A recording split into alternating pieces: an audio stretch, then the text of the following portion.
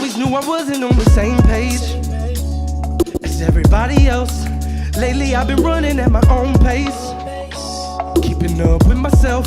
It gets so hard just to stay focused, painting pictures with the stars. Hey, it's Jonathan McHugh. We're here at Loyola University for our podcast called Fridays Off.Beat. And what we try to do is bring in some of the great artists that live here, work here, or maybe even just visit here. And I am lucky enough to be sitting with LeTrainiump, who is from the town of Mamou, Louisiana, I believe. We got to hang out a little bit at South by Southwest, which we'll talk about a little bit later. Thanks for coming out, man. Of course, man. How's everything been? It's pretty great. It's pretty great. Tell me about your trip to South by. I saw, on your socials, you did the drive with the family, and you made moves, you had many performances. So talk about your experience being there. Yeah, it was intense, man, to be honest with you. I went there with the idea that I was going to do the said things that I had on my bullet points, go to the Grammy block party, play the showcases that I was added to, and I would come back to the Airbnb and hang out with my family. It was not that. It was do all of those things plus like sub-bullet points just happening. It was really cool. So one of the highlights that I still think about that, when you're an artist full time, you tend to doubt yourself a lot. If you're a great artist, I feel like you tend to have imposter syndrome often. And when we got there, I had it. You know what South by Southwest is like. You know that the city of Austin, when everybody comes in for that week, that weekend before, that weekend between, and that weekend after, it's packed. There's nothing but people there. There's things happening left and right. You can basically throw a stone and there's a showcase here, a party here. I didn't understand that years prior. I would just go to play a show and come back and say, I played South by Southwest. Well, this time we hit the ground running and we go to the Grammy block party. We leave the Grammy block party, then we go to the C3 management showcase, and we get to the showcase, and I'm just like deep in imposter syndrome at that point. I'm not ready to play these shows. I'm kind of going through it in my head like, oh my gosh, all these people are great. What about me? And I'm in line, and while I'm in line, I'm talking to these two strangers that came up behind us, and they start giggling. We're all laughing and joking. There's a few awkward jokes going around, just trying to break the ice because we're waiting in line together. And they asked jokingly, well, what's the name of your band? LeTrainiump. Okay, LeTrainiump. I'll look it up. As she's looking it up, you can just see it on her face. She's just like, whoa. I'm a huge fan of y'all's. I've seen y'all in New Orleans. I've seen you at Tipitina's like twice. And I'm just like, this is crazy. I'm in Austin, Texas. And here we are, a fan from New Orleans right behind us in line. And her and her friend literally came to every showcase, everything we had. And so right then and there, I knew this is about to be a busy time. I'm on the up right now. I'm starting to rise. People are starting to see my name pop up a lot more. So let's see what Austin has to offer. Woke up the next day, played a showcase, stayed there the whole day. Went to a meeting that morning, woke up the next day, went to a BMI brunch, met with a bunch of industry execs. From there, played another showcase. We got our first standing ovation. Like we're in a movie. Oh, I never could forget the day that I met you. Like we're in a movie. I was there. That was a really cool Sun one. Radio, give you some love. Yeah. Yeah, it was great. It was good to see you perform live. Talk about the juggle of, being a guy with two little kids, really little kids, and having your wife help out on the management tip and being in the game. How has that juggle for you been? It's probably the one thing that keeps me together. I don't have to worry about my kids being off somewhere or having to, let me see if they're okay. They're usually right there with me. And we believe, me and Dominique, when we started doing this, when she started managing me, before we had kids, we talked about this being a family business. And I mean, we're not new to it in New Orleans. Think of the Baptiste family. Marcellus family, Neville family, yeah. There's legends. several family here that are legends, and I think the Richard family should be one of them. I think for us, it's a matter of, I don't want my daughter or my son wondering, what does my dad do for work? I want them to know because they're in it. They're there, they're right there with us. Me and my wife, we do everything together. We content create together. She manages me. It's a team effort. And sometimes you got to learn how to pass the ball. Not one person can win a team. Mm-hmm. Not one person can win on a team. And you got to meet with some of our students from Loyola at the Grammy Block Party in Texas. And Talk about what advice you give to younger people who are trying to, get going and start out. And you mentioned something really interesting, the imposter syndrome of how do I have enough confidence in myself to be able to do all this and play live and execute a show and execute interviews. Like, talk about what you tell people who are much younger than you coming up. They live in the best time. So this age of social media is incredible. You can be anything, you can do anything from your phone and have a job. They really are living in the best of it.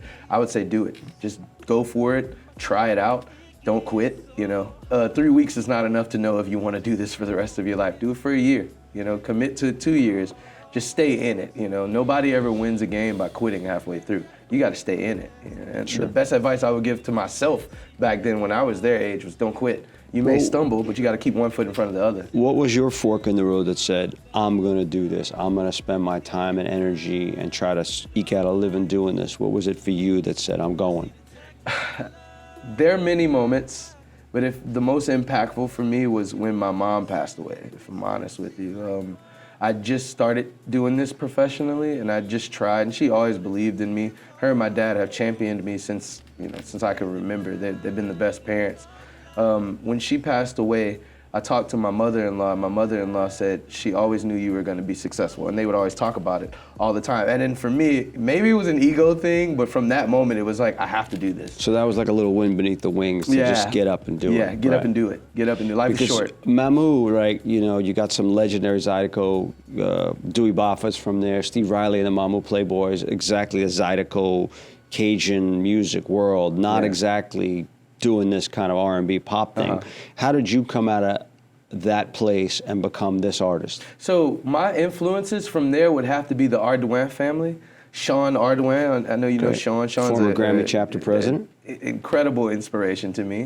His brother Chris Ardoin, seeing them change songs that we know, that are popular in pop culture, and make it Zydeco versions. I feel like that gave me the foundation to say, okay, there's a way to move people musically and still make pop records. I credit a lot of my live experience to them, because you can play Zydeco music, in a garage, and everybody's gonna get up dancing. That's just what we come from, Being from Mamu is not easy. It's a small place. Sometimes you think you can't get out. But when you see guys like that are really going for it and really live their lives musically and don't let anybody tell them that they can't, and you see where they're at now, kind of shows you can do anything, And so what were your national influence, international music influence, and how early did you think that you wanted to be a recording artist? 4 years old. 4 years old. I had this little Casio keyboard, and I would, like, How Deep Is Your Love? I would play it over and over and over again, to the point to where I could never read the lyrics, to be completely honest with you. I didn't know the lyrics, but I would make my own lyrics to it. And what really inspired that was watching the Jackson's American Dream. I used to watch that over and over again. It was the Michael Jackson, like his family. I think it was on either VH1, MTV, aired it. But it was about his family, like different episodes of like how they rose as the Jacksons, how he became Michael Jackson. And I think, me, like every African-American kid, will watch that and just feel pure inspiration, National acts, New Edition. I love New Edition. I'm a big New Edition fan. Bobby Brown, The Weeknd. If we're talking about modern acts, if we're talking about other modern acts, Bruno Mars. I like to say that LeTrainiump is like a cross between Bruno Mars, The Weeknd, Michael Jackson meets the 1975. They all got in a room and birthed me. Nice. Here I am. Yeah, I saw Bruno at a festival in the fall. I'd never really seen a full set, but he is quite the entertainer. Hell yeah, he is. And you got hits. I mean, hits are, the problem with what you do is, it's not like your Zydeco brass band make a crowd dance. It's your records, your type of records are pop records, and they need that promotional pull. Mm-hmm. So social media, obviously, to go to radio and have hit records is a record label, high level, big money deal. So for your world, you got to push everything out on socials. Right.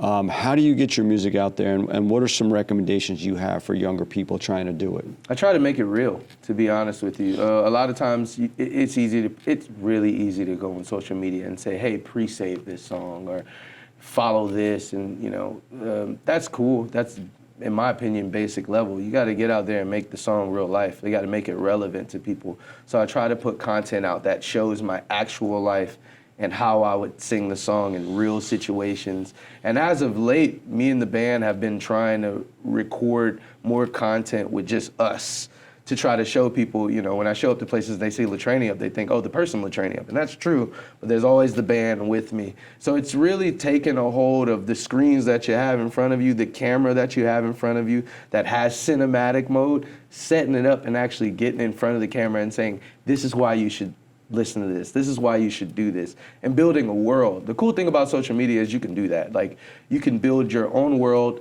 Discord is a great place. People started doing it, but I mean, you could do it on Instagram, TikTok, or whatever. There's certain things that people follow that's their niche. That's their world they're living. You just got to know how to build yours and use the tools that you have to actually do that. So you talked about the name, you talked about your mom. Talk about the connection of your name and to use that as your stage name, because a lot of people use stage names, right? You, not so much.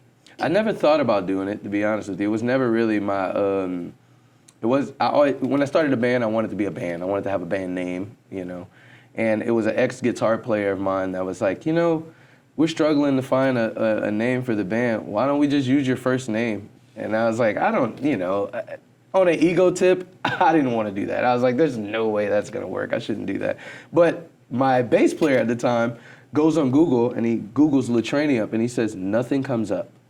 SEO, baby. SEO. He was like, SEO. this is the best Search gift engine you can have. optimization. Yeah. Important term. Yeah, and he's like, if we Google LeTrainiump, only you come up. Only your past comes up. Which is what you want. Which is what I want, And I was on an artist the other day.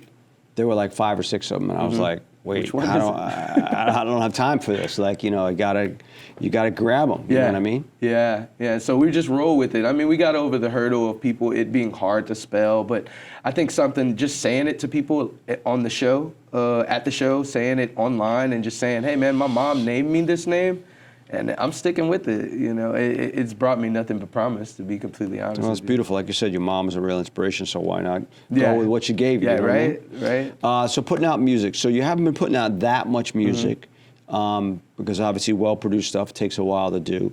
What is your next release coming up? So we have a 3-song EP dropping April 17th. It's called Like We're in a Movie. And it's gonna be 2 older songs with a new fresh mix. I got Kirkland Caffrey.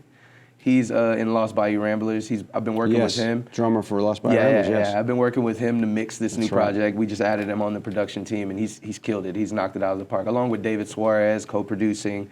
So we got a team of people working on making these songs, bringing them to the next level. Like you said, the great production takes a while, but we're trying to streamline it now that we have a team together. Right. Trying to make it faster. And so you got some live gigs coming up. Talk about your next performances coming that you got. My next performance, French Quarter Fest. That's April 12th. We're going to be playing Jack Daniel's stage at 2 p.m. Nice. That's going to be great. It's good because it's my birthday weekend too, so I feel like it's a little treat from New Orleans. Like, hey, here's birthday something party, to birthday. the biggest party of the year. Only 800,000 people showing up for your party. Yeah. That's a good crowd. So, and then we got Wednesday at the Square, which I believe is May 1st. May 1st. That's right in Ivan between Neville and Jazz friends. Fest with Ivan Neville. Not a bad guy to have on the bill. I'm really grateful though, because Ivan Neville's a legend, first and foremost. And the fact that we get to open and we get to show him or show the crowd what we can do in front of a guy like that, I'm really hoping it knocks on a few festival doors and say, he's ready. He's ready. Yeah, we should talk to him, see if we can get you up to play with him. Yeah. He's a good friend. Yeah, he was the inaugural podcast we had on the show. I watched it, and it was pretty great. And then the other thing is global warming. So I first became aware of you through Nate Cameron at Global Warming. Tell folks about global warming, what it exactly is and what it means to you. So it's a collective, a music collective, not just of just musical artists, but you have graphic design artists, photographers, of what's up and coming in New Orleans. If you want alternative hip hop, if you want alternative R&B, alternative pop, global warming is kind of the beacon for it. I feel like Nate and Pell really put it together to find the artists that were different in the city and kind of doing their own things. And we all just kind of come together. It's really cool because the way it's structured out is it's a support system. You know, we have a group chat. We can talk to each other. If we need help, we just ask for help. You know, people have the freedom to be themselves, fund their own teams, do what they have to do. But then when it comes to a global warming event, we show up and we try to show the city that we're all one, you know, rather than pockets of artists here and there. So, put your ones up, put your ones up.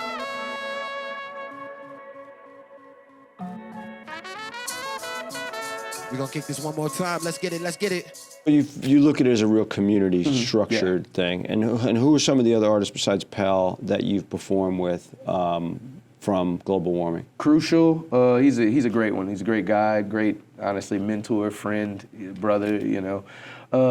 Alfred Banks, along with Sax Kicks He's a Ab. Loyola dude. He was, he and his partner, they were just a lot of personality, a lot of fun, a lot of energy. Banks is the Loyola guy, so we're always rooting for him. Yeah, me too, man. Me too. He's honestly one of my faves, to be honest with you.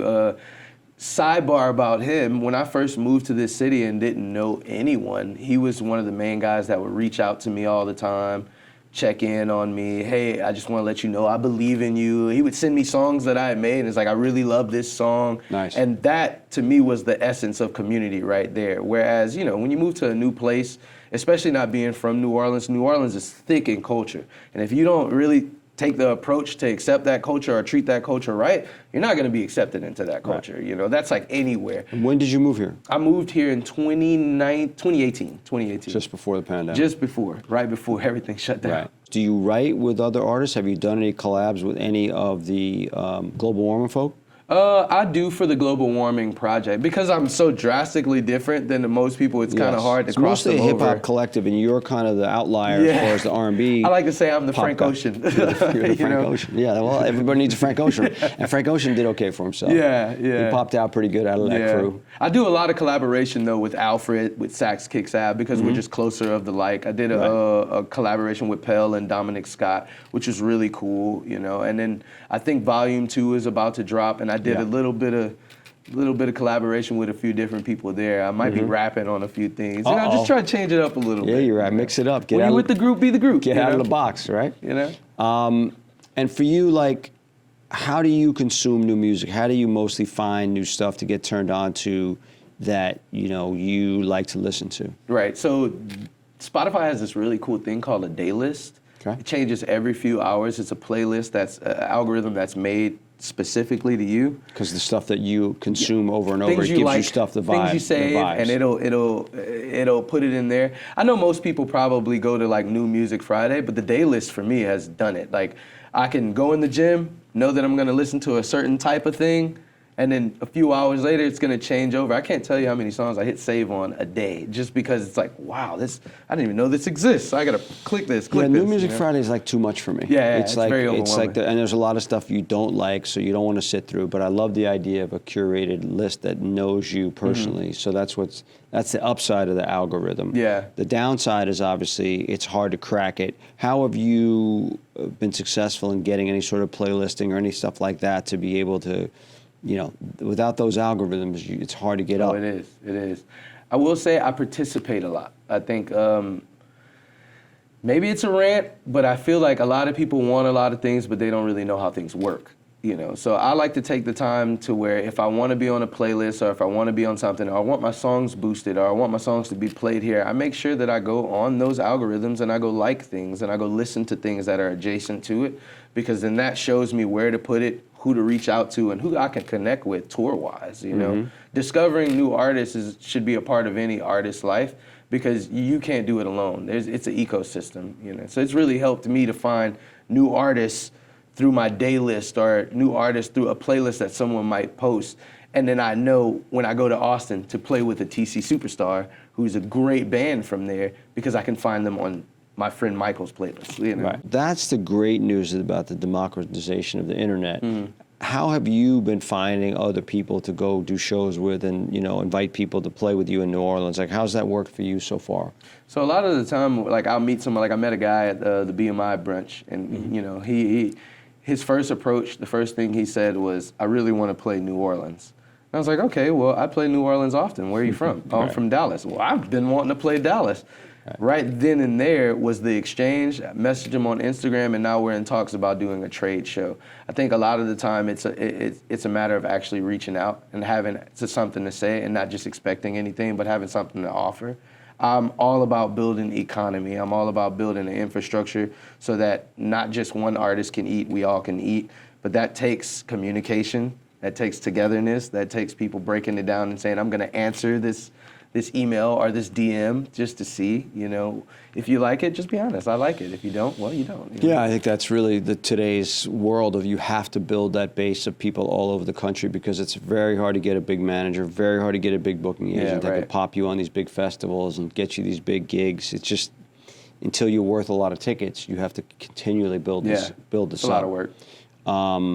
So for you, how do you find the aspect of being able to tour? How's it been so far for you? It's fun, but rough. You know, it's not an easy game to play, if I'm being honest with you. It's not, it looks nice on social media, but it's hard. But I enjoy it. I love what I do. You know, I'm fortunate to have a family that goes along with me. And when they can't go, it's just me and the boys. Right. We know that we're taking a trip. Let's talk about who's in your band. So Edward Pena is on guitar. I got Michael Rivera on drums, and then we three-piece it. Every now and then, Joshua Hawkins will come in and play bass. Oh, he's a bad man. He's a bad man. Oh my God. Brassaholics. If I could have him full time. And Loyola Professor, Josh Hawkins. He's a legend, He's out there man. teaching the kids. Yeah, he's great. He's great. He's contributed to our sound so much. It's hard to find somebody else who can do what he does, you know. But they're the band, and we write everything together. We make everything together. We try to play live. Every live set for us is just a fun set. I mean, we practice, but realistically, you never know how it can go. There might be someone in the crowd that has a birthday, and we might just switch it up and want to sing happy birthday. But then we're right back into the set. You know? They're great guys. They're great guys. Very flexible. They know what they're doing. Very dependable. Yeah. Mike sent me your show, and I was like, I showed up, and that's why we're here, right? Because it's all, you know, it happened together. You have to make this music, you have to write the songs, you have to get them recorded, you have to get them out, then you have to market them, and the amount of work that it takes, and then the social media pressure every day of putting your stuff out there. And as I said, you can't just show up when you have a record to release. Yeah, right. Because nobody wants to hear it. Like, if you have to build a relationship with the community and the fans, what is your strategy on social media to do that? So I've been doing this new cool thing lately that I invite people to the show, but beyond inviting them, I make the guest list. You know, every band, when you play live, you have a guest list, you have a door list that you can give to people. I do this thing where once I post that I'm doing the show, if it's a ticketed thing, the first 7 to 10 people that message me that want to get the experience but don't want to pay, they get in free. They get to come see the show as is. That way they can take it in for what it's worth, you know. I find that that's been helping us a ton because we have repeat customers, as I would call it. Like, people are coming back now. Like, okay, I got in free last time, I really enjoyed it. I want to not only come this time and pay a ticket, but I want to bring 5 friends, you know? So if you show people like, hey, it's a good time, free on me, 9 out of 10, they'll bring somebody else next time. It's a good idea, actually. You know, it's like, if you jump on it early and you're focused and you're watching my feed, you can go to a show. You got it. But you got to be on it. Yeah. It's like be the first caller on the radio and you can win, be the win first tickets. 5, honestly. So now the new thing is you're running your own radio station with your own music, and you're saying be the first caller and you're in. You're in. So it's beautiful. You're in. It's No good. takebacks. What other social media tips would you throw out there for the young people trying to promote themselves? Make content. It doesn't matter if it's perfect content. It doesn't matter if it's, you know, you have an iPhone or some phone that has a great camera. Use it. Use it to your ability. Man, there are people shooting movies on iPhones these days. Like, use it. Get in front of people. You got to think, how much time, if you look around right now, how many people are on their phones? You know what I mean? 9 out of 10 when you walk out of here, everybody's just on their phone all day. That's the new TV. That's the new advertisement platform. Right. You have a social media platform that broadcasts things for you for free. Right. All you have to do is do the work on the front end and just say, hey, come to my show. And people may not come, but if you keep doing it, if you build it, they'll show up. You know, use social media to your advantage. It doesn't have to be perfect. Just do it. You know, feed the algorithm. Feed the algorithm. There are people, honestly, no shade on anybody's content, but there's content that I see every day that I'm just like, oh my God, this is a lot. but I see it every A day. lot meaning positive or too much or? I don't know if there's a thing as too much, you know, when you're That's a good taking a digital real estate. I Right. mean, if I'm the one that you see, if you see LeTrainiump in your mind all day, eventually you're going to, in a good way or a bad way, Right. go to Spotify, go to Apple Music and click, what is this really about? And Right. then I got you. You're there at the point to make the decision if you want to be a fan or you want to be a spectator. But either way, I led you there. You Right. know, I think it's important to put out as much stuff as possible. Yeah, music is, you can't have a job, you can't have a job in the music industry without putting out music, you know? You gotta put out music, but if you're gonna work on music, tell the story, build your world. That's some of the best advice someone gave me was build your world, you know? You have a platform that allows you to do it for free, do it. You Right. know? Yeah, it's interesting. We did a whole link tree exercise, and I noticed a lot of the musicians never put their bio up. Yeah. They just put up their music and their socials, and I was like, guys, I need to know who you are. Yeah. And if there's other We've people gotten like booked me. because of stuff like that. Well, you're inquisitive. Like, you have your bio up on the site. It's easy to read, and it's like, who is this guy? Tell me about him. You know, it's like, I would joke with my kids because they'd be like, they play me New Order, so I'm like, where they're from? Yeah. I'm like, Dad, I don't know. I'd be like, yeah, but you should know because you never know. There's a connection with them, and they know your cousin, or they went to school at the same place. Right. Like, you need to build that connection, and that's the most important thing. So for you, it seems like you've really done a good job on being able to do that, and I think that's going to benefit you. Yeah. As far as media goes, we talked about you had a great Fox piece. You have got some other good media pieces. How do you get those media pieces? So fortunately for me, those came to me. It's the best kind. Kind of like this. Yeah. Yo, what are you doing? Come on over. I'm here, bro. Get the kids. We gotta go. But for the most part, you know, if we want something, simply reach out. You know, you're not. I think a lot of people get discouraged, and I used to when I first started doing this. Get discouraged when you get a no. But again, some of the best advice I've been given is your no's leads to yes. You'll keep getting no's. Somebody eventually is gonna say yes, and then they're gonna say no. And then somebody's going to say yes. You just stack your yeses. You just got to reach out. Have a formal email. If you don't have a formal email, have a formal DM, you know, but try. Right. And I think a lot of people get stopped in the place of trying. They don't try enough, and I get it. I used to be afraid to try. What if they don't like me? What if they don't want to book me? What if they don't want to do this? So what, man? If you believe in what you're doing, you got to stand on it. The insecurity and the security of being an artist or being an actor or being a poet or being a guy writing a script or a gal writing a script, it's like, to put yourself out there, it's not easy. Yeah. And so you have to just push forward and get through that imposter syndrome, right? Yeah. Yeah. And you got to make it real because eventually even social media will phase out. People will get tired of being on their phones. People will get tired of seeing your content. Well, go book a local show. You know, there are a lot of places here, infrastructure-wise, that if you go to them and try to book a local show, you're actually helping them. Go book a local show. Help local. You know, not everything is about breaking or getting to the next level. Eventually, yeah, if you want to take this serious, yeah, I think so. If you got to consider those things. But really and truly, there's Siberia that needs people booked. They have a schedule. They need to put people on the schedule. Chikiwawa needs people on the schedule. Yeah, speaking of that, I mean, the clubs are all kind of specific in the music they do, and your stuff is kind of more mainstream R&B pop. Have you had any troubles or just fitting into different niches? Yes. So tell me about that. Oh, yes. Tell me about that. You know, for one, we got a different name. For one, when you see me, you don't necessarily think you're about to hear what you're about to hear. Right. But we pride ourselves in giving such a live show that you gotta have it, you know. And I think, especially being in New Orleans, you're a stone's throw away from anybody who can outperform you. You know, everybody here There's some is talent in the city. extremely talented here. So take notes. You know, one show that really put me over the edge, that really taught me how to really take my performance to the next level and connect with people. I watched Tank and the Bangers at Tipitina's. Tank has an incredible way of connecting with the crowd in front of her. That okay. Take notes. Go home and learn. What are ways in my set that I can connect with people and I could see what they're doing? It also helps that I got a background in like singing at church. You know what I mean? So everything's a spiritual affair. Sure.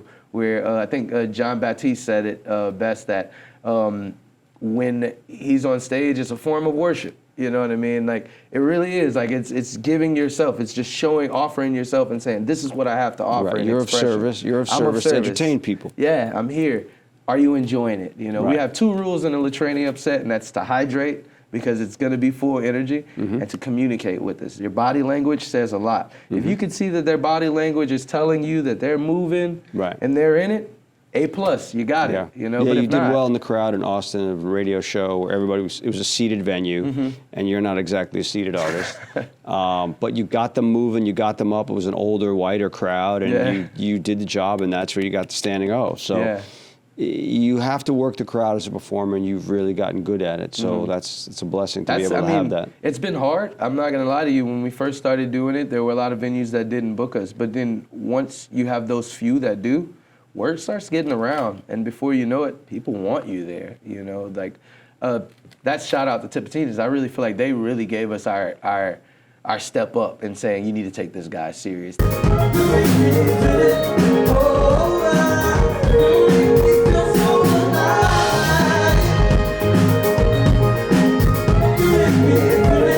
They love us there. We love them. They always give us great opportunity. They gave us a place to say, hey, if you think that your show is worthy of being on a bigger stage, here you go. And they did that, and we were able to do that, and because of that, it opened up a lot of doors. It helps when you have a club, a legendary club owned by a band like Galactic that are musicians that grew up playing there. So that's one of the beautiful things about this town. You have things like that, and Chickawawa that's owned by a bunch of industry pros that have been doing this forever and just love music. So shout out to those guys for really helping to nurture the talent and bring it up. Thanks for coming out, man. It's been great. Man, of course. And we wish you a lot of good success. I appreciate that.